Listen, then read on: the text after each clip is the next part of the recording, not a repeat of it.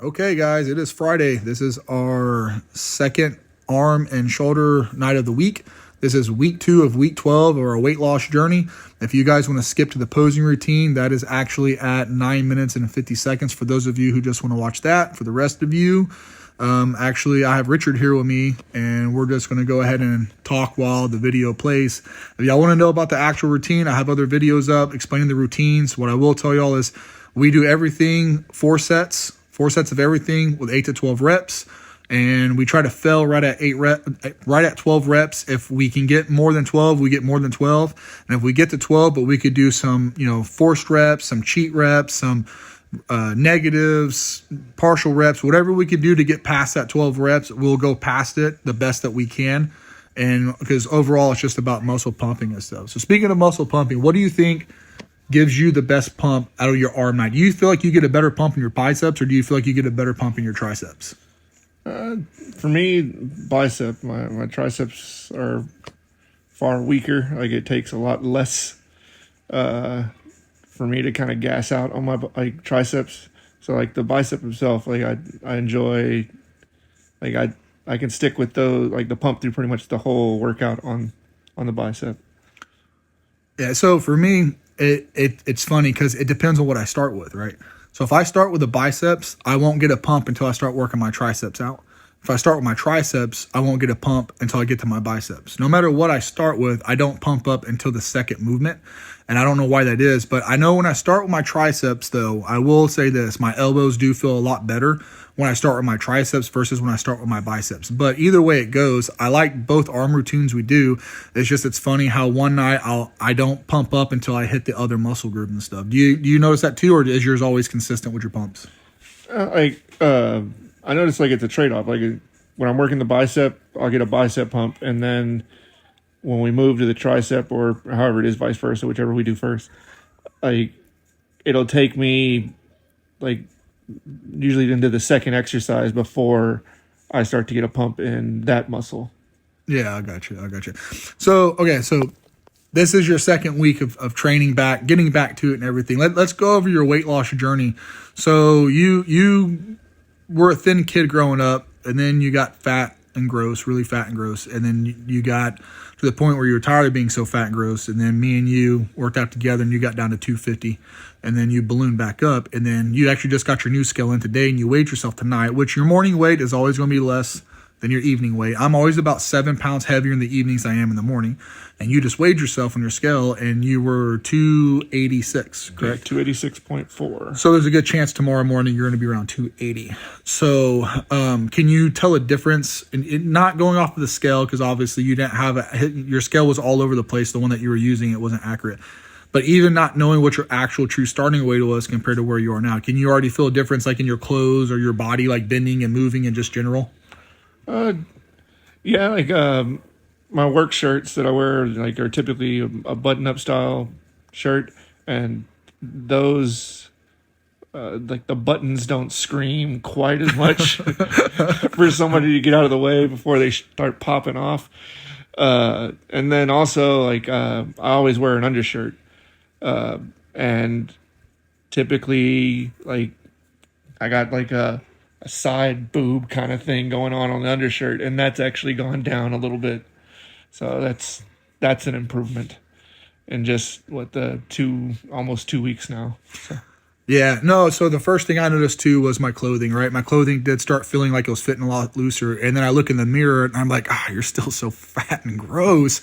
Step on the scale and it wasn't really moving as much as, anyone wants it to see. Everyone wants to see the scale moving quickly, but reality of the matter is it takes time and stuff like that. But yeah, I got to agree with you that the first thing that I started noticing too was actually my shirt. It wasn't my waistline. Now, I have really narrow hips, so I still wear the exact same pant size I do now as I did whenever I was 280 pounds. Like my waist, my actual hips don't really get much bigger in size, but like everything else gets bigger. Lie. Yeah, that's what they say, man. That's what they say. So what is your favorite night of the week? Like out of all 6 workouts we do, what is probably your favorite workout of the week?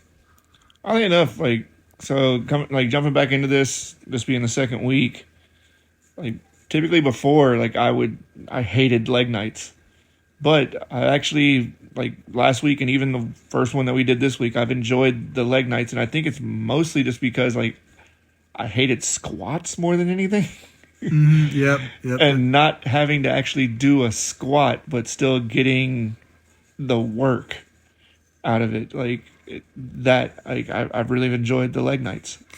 Yeah, no, I agree too, because like for me, one of the biggest issue about training the quads was the squats. But whenever I was powerlifting, like that was Like, the bread and butter. But now that I don't powerlift no more, like the squat to me, it's not a useless or pointless movement. no, But the diminishing returns that I get out of it for how much it hurts my body versus the benefits I get out of like the muscle stimulus, I just feel like there's better options that don't cause as much pain to the rest of your body as the squats do. yeah, I've always personally, like, even when like training with you when you were doing powerlifting before and stuff like that, you trained for power and I would train with you, but at certain points, like just trying to kind of keep somewhat close to you, the weights for me became like more just a heavy strain on the body rather than me feeling what I was working out, which I like to basically what we're doing now. I like to feel what I'm working. And if I don't feel what I'm working, I'm just straining. To me, it makes me go like, why am I doing this movement? Whatever, because I don't feel it where I want to feel it. All I feel is like this is extreme, like this is very heavy to me, and I'm just having to like strain super hard to move it. So you have the bodybuilding mentality, right? You want to feel the muscle engaging. So basically what you're trying to tell me is under that fat and gross exterior, there is a bodybuilder trying to escape and get out of there. That's what you're trying to tell me. So, well, that's the basis of bodybuilding, though, right? And that's what we're doing. Like I was just doing the curls right there and stuff like that. Like that's just there's like 12 cameras on me, and each camera it weighs like it adds like pounds. Well, so, it's the lighting too. You can't forget it's bad lighting. There's no shadowing in the gym because we have not too many actually lights. that big. Yeah, we have so many lights in the gym. It's bad lighting and angles, man. It's all optical illusion, guys. It's all about angles and lighting. Puffy. All about angles and lighting. But no, I get what you're saying, because like that's what bodybuilding is, and I've been preaching that, right? It's not just consistency. It's about like feeling the muscle contract and squeeze and fatigue, and like, you know, you have all this science comes out that says like they put these muscle stimulators on there and they try to target parts of the muscle, and it's like, oh, if you rotate your wrist like 3/4 of an inch this way, you're gonna engage this muscle more than this muscle of your bicep. But I mean, honestly, if you're not feeling it contract in that area, chances are you're working the other area. Now, there is carryover. Like if you work your biceps out, you're going to get your forearms too. You work your chest out, you're going to get your front delts and your triceps depending on the movement that you're doing. And I agree with that 100%. But at the end of the day, you should be able to feel the muscle engage, work, contract, flex, squeeze, and fatigue. And if you can't, chances are that movement that you're doing, either your leverages aren't good for that movement, your skeletal structure, joint placement isn't good for that movement, or just in general, it just doesn't feel good to you. So don't do it. You know, that's how I view it now. Right now, if I don't like doing something, I'm not going to do it because it's not fun. It's like kids at a playground. Like all this is supposed to be fun. You're supposed to enjoy doing it. But at the end of the day, if you feel the muscle working and you're engaging the muscle and you can actually contract it, you're going to have a better workout. And like I tell people, what builds what faster? I saw this poll the other day, and I told you about it, and they said, what builds the chest better? Chest, like bench press or machine press? And I made a comment, others saying, whichever one you put more effort into. At the end of the day, if you could put more effort into leg press than you can squats, you're going to get more out of leg press than you are squat. You'll never be an elite level power lifter doing leg press, but if your goal is just to work the quad and build the quad up, you can build the quad up just successfully using the leg press as you could doing the squat, if not more efficiently, because you can isolate the quad. So, but that's how I feel about it, right? But I'm just a fat and gross guy that uses bro science. But hey, it's still science, so I'm still a scientist, so don't forget that. But for me, my favorite night, man, honestly, it's probably Thursday night, chest and back. Whenever we do our chest and back the second night with all the cables, just because of the way that my pec is. I can really feel it. Plus, I like the cable work on the back. I've done so much barbell work and compound work on the back over the years of powerlifting that it's just nice to get on the cables and feel the muscle squeezing and contracting. I feel like I can engage the muscle a lot better with the cable work. And it's not about straining, like you said earlier, and just getting through the movement or just trying to do your best to make the movement. It's about feeling that muscle engage and squeezing and contracting it. So I really like doing the cable work a whole lot. And I can't bench no more, so I enjoy the cables on the pec. It feels better than every other movement. Yeah. So look at this fat guy right here, man. Look, he's doing the thigh and abs, but he ain't got no abs, man. Needs some work on his legs. Yeah, look at that. He ain't got no. He got 8 ab. Look, you can see it up top there. He gets the 1 ab, but yeah, if anything, this dude looks like a drumstick. That's all he looks like. It's just one big drumstick. So, but yeah, I've come a long way. If you go back to the beginning videos and look at what I look like when I first started flexing till now.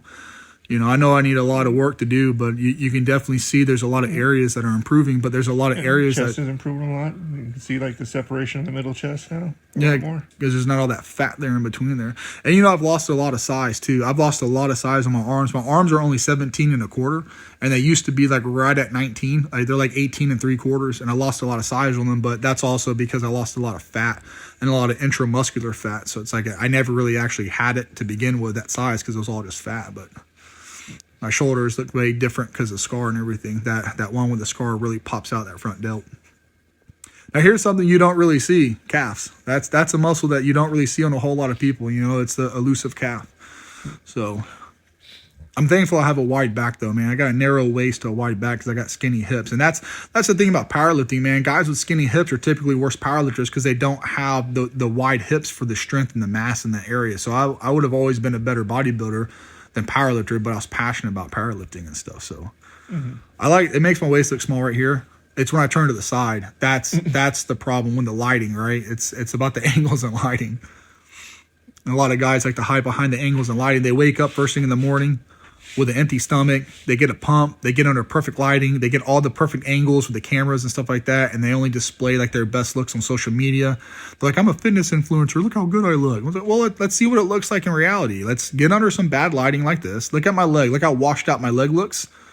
And look how good my shoulder looks. Look at my shoulder right here, right? Look, it looks full. You can see all the heads. You can see separation.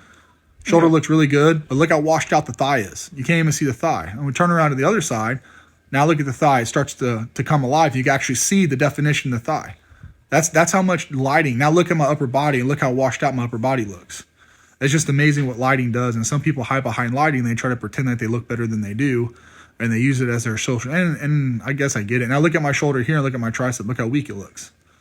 So, and here's a kicker. If you have to get under good lighting and use camera angles and position yourself in certain spots to be able to look the way you want to look, you don't look as good as you look, right? At the end of the day, it comes down to, if you look good in any lighting, you look good, right? If you look great in any angle, you look great. But if you have to stand under a certain light at a certain time of day and pose a certain way and take the picture at a certain angle, well, it's because you don't look as good as you're pretending to look. I mean, that's just what it is, right? I know I'm fat and gross, right? I know Richard is slim and sexy, right? But it's, for him, it's lighting and angles, like he said. But for me, like I said, I'm not delusional about it, and I know I got a long ways to go. But I think I'm pretty happy, because this is my second 12-week cycle. I did 12 weeks before this, and now this is my second week of week 12, and I think I'm pretty on track to hit my goals of having a visible six pack. What is your goals, anyways, for this 12 weeks? What are you trying to get out of it your first time? You just trying to get down, or what?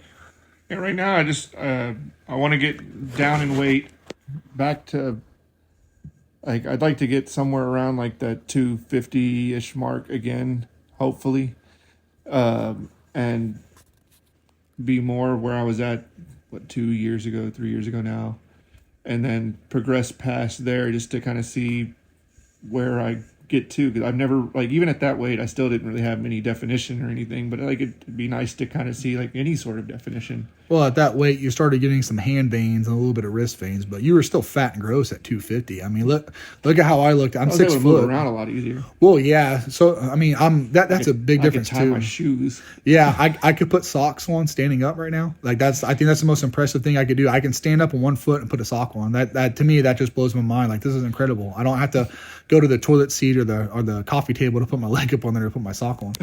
But no, like, even me, whenever I was 250, even now at 235 pounds, as of this last Sunday, you know, I'm still not nowhere near where I want to be, and I'm 6 foot. You're like 5'11", right? So Yeah. I mean, and let's be you know, very blunt about this. I've been working out steadily for many years. I mean, the last 2 years, I kind of was in and out of the gym. I work out for 3 weeks and take a month off, then work out a month, take a month off after I had my surgery, and I just kind of flew by the seat of my pants. But for the most part, for the last 20 years, I've been working out steadily, you know, every single week, at least 3 days a week, minimal. So for you not working out hardly ever, you have a lot of muscle to build to be able to even be sitting around 230 pounds, 250 pounds to have a defined look. With how your muscle frame is, you'll probably end up being somewhere around like 210 before you start to get I'd be where a lot closer to like the 200 and maybe even a little under 200, just to kind of start seeing like any sort of actual definition development kind of things.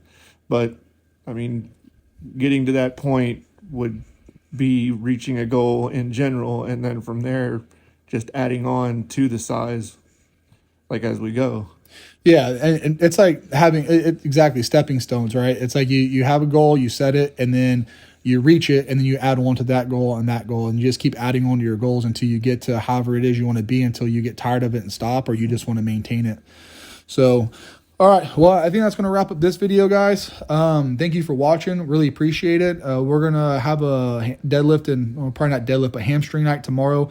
I was doing deadlifts again, but I don't know if that's bugging my knee or not. My knee's kind of been acting a little wonky, so we might change that up. But I guess you guys will find out tomorrow on tomorrow's episode on these two fat and gross guys. But like I said, thanks for watching, guys. All right. Thank you.